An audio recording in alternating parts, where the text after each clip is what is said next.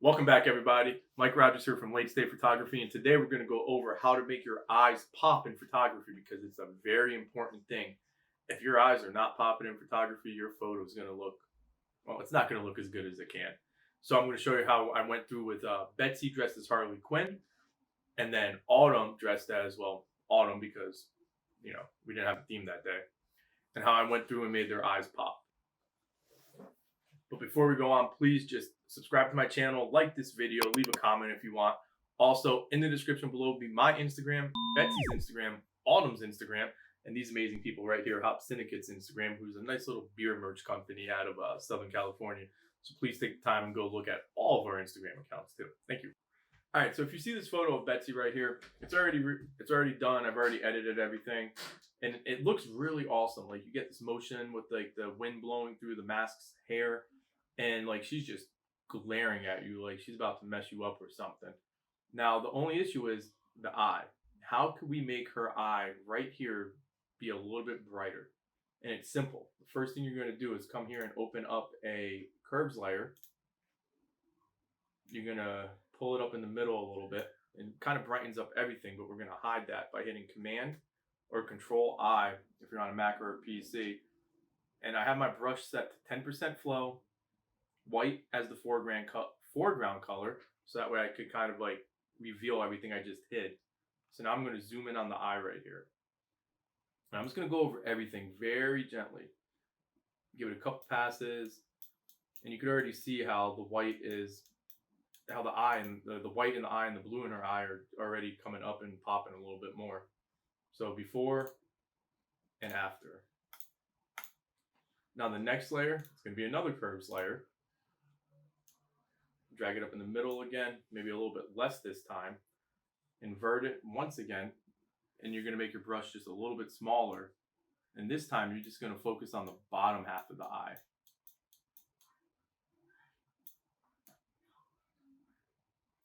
So I'm just going to hide this layer really fast, and if you look, you can see how there's this natural shadow on the upper part of her eye, which is from her eyelashes, her eyebrow, her eyelid, and just like her forehead and her facial structures. And you don't want to take that away because it removes like this depth from the photo that just doesn't look right. So here, let me turn it back on. You can see what I'm talking about.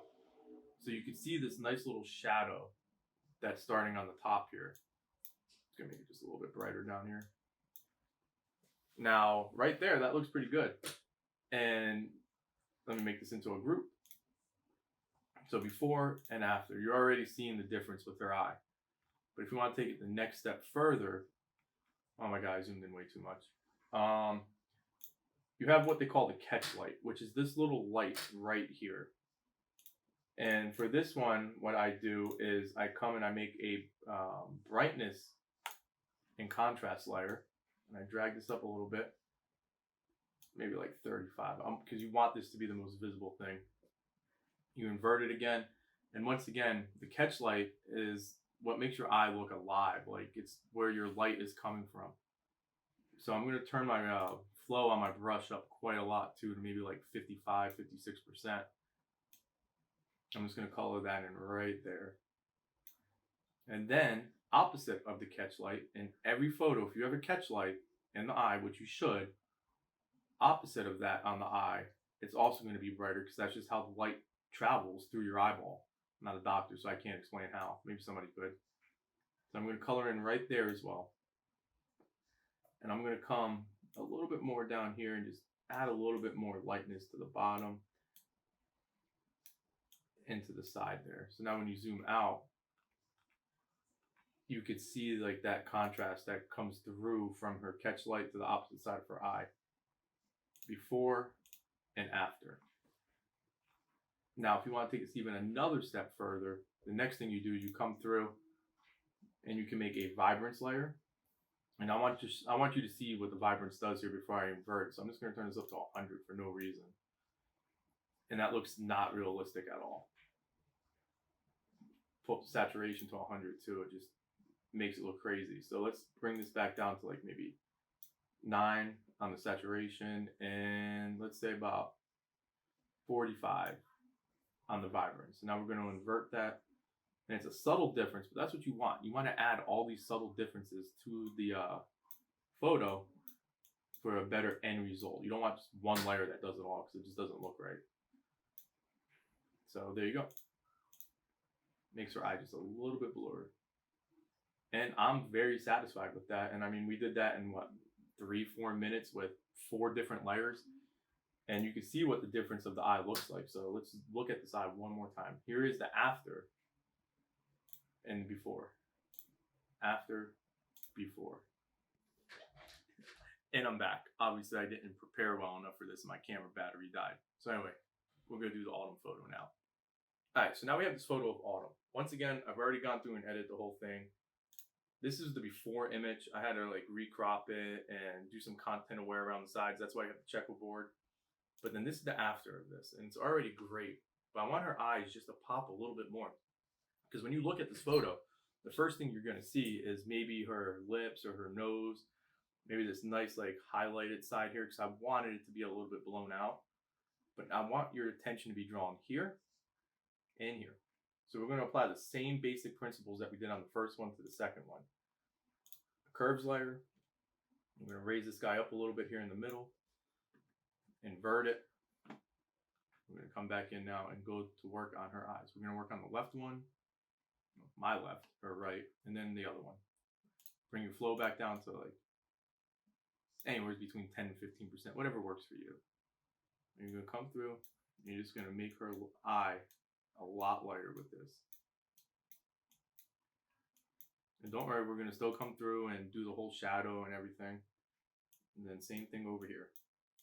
And the trick is you want to avoid the pupil, and you want to avoid this area that's like right here. That's where like the white meets the color of her eye, because you don't really want to mess with that too much. You want that darker shade there.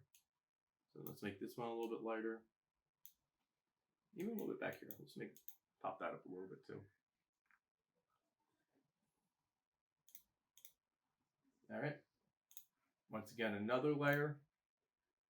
Drag this up again in the middle, just a little bit less than the first time. We're going to invert it and zoom back in. And now we're going to get like the middle part of the white of her eye, the bottom half of the color of her eye. And this just kind of helps create that shape, the rounded shape of your eye, because your eye is not flat and you don't want it to look flat in your images. You want it to be expressive.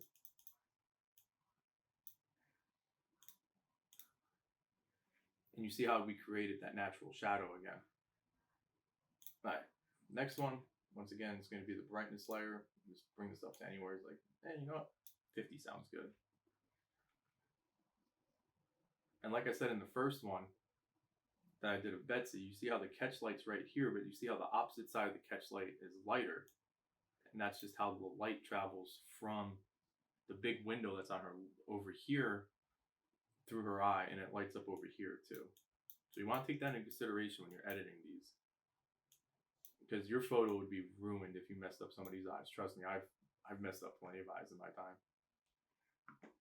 Now let me make a group so you guys can see this before and after again.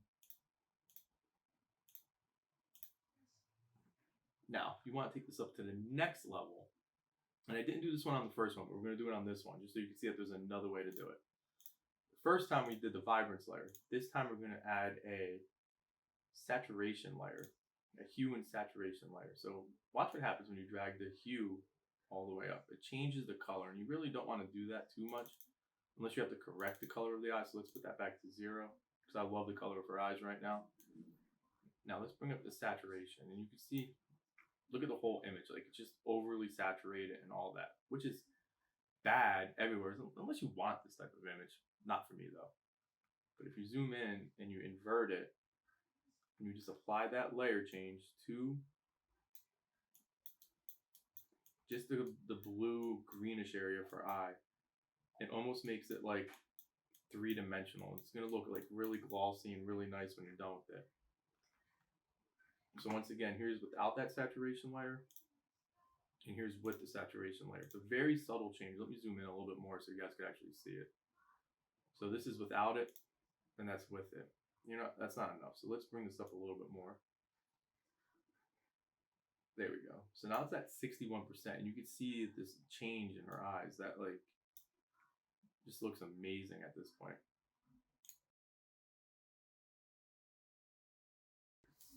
So remember guys, if you want your portraits to pop and you want them to look really good, don't forget to make your eyes brighter. And I'm gonna go over in a future video, sometimes like if you have like a darker eye, like I have these brown eyes that they're not the easiest to get the light in. So I'll show you in another video in the future how to actually go about and color the eyes in if you're just missing that color. Anyway, thanks for checking out my video. All the links are gonna be in the description below. Please go ahead and check them out. See you the next time.